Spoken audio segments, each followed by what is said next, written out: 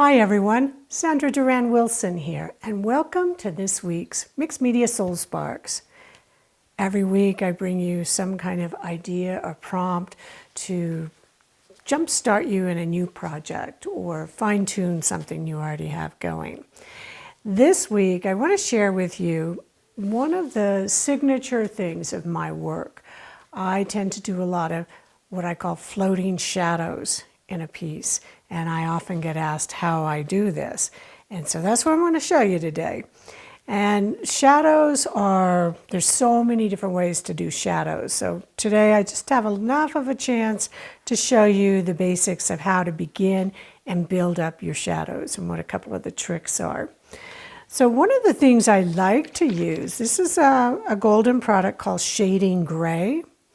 And it is a high flow, but it's a very translucent color, and it's made really for shading. You can mix it with other colors. And I also use a gloss medium or a glazing medium. These are both golden. And if you're using those, then you're going to be using paints to make your shadows. One of the things with shadows that I like to do is even if I'm using the shading gray or a black, I like to add a little bit of color of what is the underlying color. So on this piece, I'm going to be showing you how to make these really look 3D. I want them to pop. And so in order to do that, you're going to need a shadow that gives them that illusion. Now, if I make my shadow right next to here, it's going to show that, yes, there's depth, but it's not raised up. And I'll show you down here, if I make my shadow further away, it's going to give it the illusion that the piece is floating higher above the surface. So that's what I'm going to do there. And then I'll show you a couple of other ways of using shadow. But let's just start with some of the shading gray. Make sure you shake it up really well. I'm also using a very fine brush. You might want to use something called a liner brush as well, but I'm just going to start with this one because, as with most things, I end up using my hands more than anything. And I'm going to add a tiny bit of maybe this transparent brown to my gray. A few drops. And it just gives a little hint of the color. I've got some of the kind of golds and browns in there. And I'm just using my brush to mix this up. But here's the thing. Now these two rings, one is actually over the other one. So if I bring this line right along here, and you see I'm starting right next to the collage piece, but now I take my finger. I could also use water to just give it a light mist, and that's going to help diffuse that hard edge. Here, where I give it really the depth, is I come over, so where this is on top of that other piece. So now I kind of have to match that because the paper wants to hold the paint more than the background, which is just paint. See how I keep kind of building this up? And I'm building it up closer to the edge of the paper. Get a little paper towel here. Sometimes it's just a little cotton swab is really good for pulling that back or even diffusing it. And it might take me several layers to really get my shadow. Don't rush it, let it dry in between. So that's what I'm just going to be able to show you so much of it here. And I'm going to pull that over. Now over on this side, this is where the piece comes over here.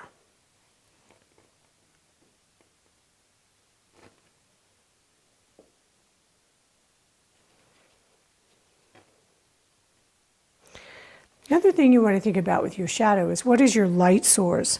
Obviously, for me, the light source is coming from this point. So the shadows are falling down here. Doesn't always have to be that way. That's the way I started, so you want to keep that perspective in mind as you build your shadows. So I come around here, now that shadow is going to flip around and come down here.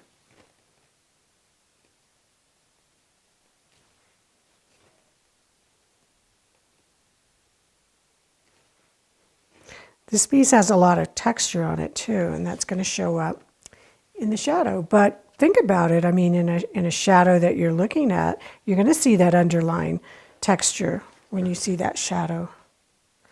And again, if I just sprayed it with a little water, that's going to help diffuse that edge. I could also use my finger, or I can come in with a cotton swab. It's this overlapping of this going over that really begins to give it that 3D element. Now I want to show you just bringing it up into here. And when you're going with the dark over this other dark, the transparency is what is important. Because if I had a really dark color and I bring it up around here, it's going to read like that dark shape is coming there. It's not going to read as a shadow. So transparency is a really important part of your shadow. Now, obviously, if you want something more realistic, you want something to read as a really dark shadow, then you're going to work with it a little differently. But I'm taking that shadow back because it comes down to here. See how it's starting to build that up again? And by building these layers up, I'm really beginning to get a dimensional effect. The same thing, I'll bring this shadow down here and over to here. But not too much up there because my light source is this way. So what I want to show you down here, and I have to turn it this way. So if I want this piece to feel like it's really floating above, first thing I'm going to do is I'm going to accentuate this little collage element back here. Just that little line starts to differentiate these layers. So here, rather than having it just at that edge, it's almost like I'm following the shape of it, but I'm bringing it much further down. And this is where it's easy to use my finger. Let me find this and move this over. So do you see how that begins to feel like it's floating, above, rather than it's just, so it's giving it more of that away from the surface more. So this is how you do these floating shadows. I'll probably let this dry and I'll continue. I'll come back in, work it toward the edge. And my darkest edge is I want it right against that paper. So as I continue to layer it, I'm layering it back up. So I've got that darker edge there. Okay, so that's my favorite way of doing floating shadows. Here's another kind of trick. When you're looking at these kind of shapes, if I begin to identify how this, let me move this so you can really see this, where this is the dark and the light, I'm just going to really follow this line. And I've already got it there, right in here. You see where that edge of that paint, that blue paint, meets that white. It already feels kind of like a shadow. But if I start to accentuate it like over here, I can really begin to create my own shadows, even if I start to make one over there and create this shape of a shadow. Now, of course, I'd probably want to add some blue or some other color into this one. But you see how just that little bit really started to give me a push-pull on this very flat piece.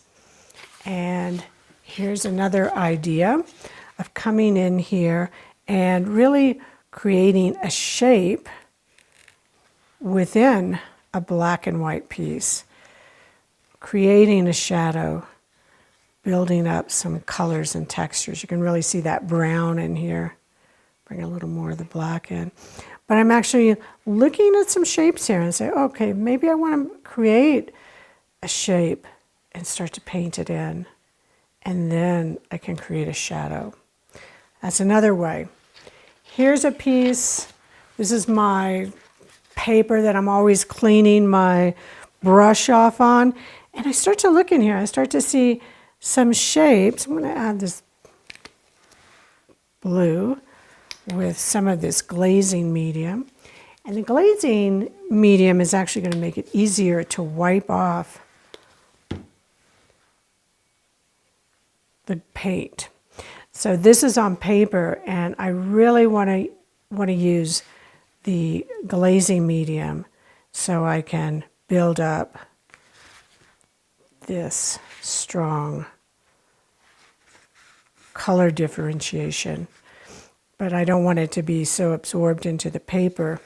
So the glazing medium allows me to create these lights and these darks within here. And I can just randomly pick a shape too and start to create that depth as I did right there. Maybe even bring it more over into here. Get this shape kind of moving. It's fun. It's a lot of fun. So I think once you discover and you practice shading, that's the thing, is you've got to practice it. And I was just talking with a student the other day, and I said, keep a piece of paper like this around where you can really practice building up that dark to the light, fading it out, doing this with your finger. Don't attempt it for the first time on one of your favorite pieces that you've just finished. Practice it over here. And then pretty soon you'll be able to start to create these kind of shadows. So I'll go ahead and finish this one up, or one of them, and I'll post it in the piece and on floating shadows. So go practice some shadow play, and I will see you next week.